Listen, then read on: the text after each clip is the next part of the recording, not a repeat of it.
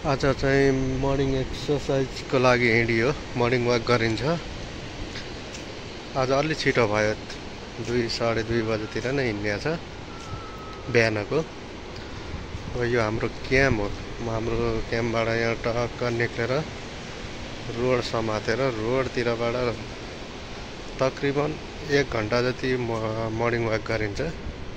अनि त्यसपछि फेरि रुममा आइन्छ, फ्रेस भइन्छ, नास्ता खाइन्छ, बसिन्छ। टक्क अब यो रोडबाट सिधा हिँड्न गइन्छ। यहाँबाट पर राउन्ड बोर्ड छ, राउन्ड बोर्डबाट फेरि युटर्न गरेर फेरि आउँदा तपाईँको झन्डै 1 घन्टा पुग्न जान्छ। यो हाम्रो फुटबल खेल्ने, क्रिकेट खेल्ने ग्राउन्ड।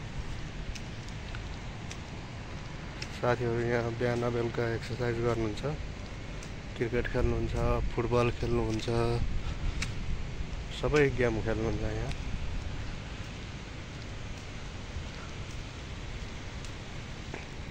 यतापट्टि हाम्रो क्याम्प छ, हाम्रो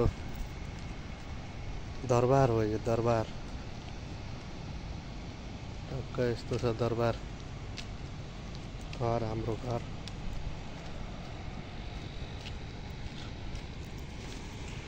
हामी अब यहाँ घरबाट टक्क लाएर अब 1 घन्टा हिँड्छु म।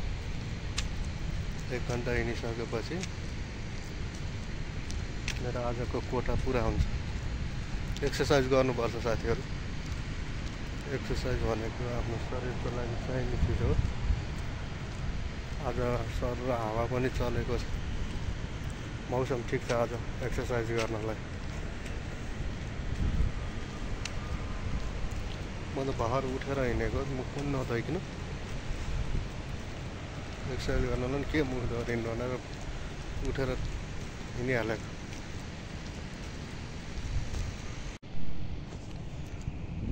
यो चाहिँ बास्केटबल खेल्ने ग्राउन्ड। बास्केटबल खेल्नुहुन्छ साथीहरू यहाँ आएर। सबै फेसिलिटी छ कम्पनीको खेल्नलाई, यताउता सबै छ। यो जाली लगाएको यो क्रिकेट खेल्न सिक्ने मान्छेहरूलाई। फाइनल्ली साथीहरू 1 घन्टा 45 मिनटको वाकिङ पछि म मेरो आफ्नो रुमतर्फ लागेँ। एक्सर्साइज गर्नुपर्छ। एक्सर्साइज पनि हाम्रो शरीरको लागि एक महत्त्वपूर्ण भागमा पर्दछ। एक्सर्साइज नै शरीर स्वस्थ राख्नको लागि एक्सर्साइज नै चाहिन्छ।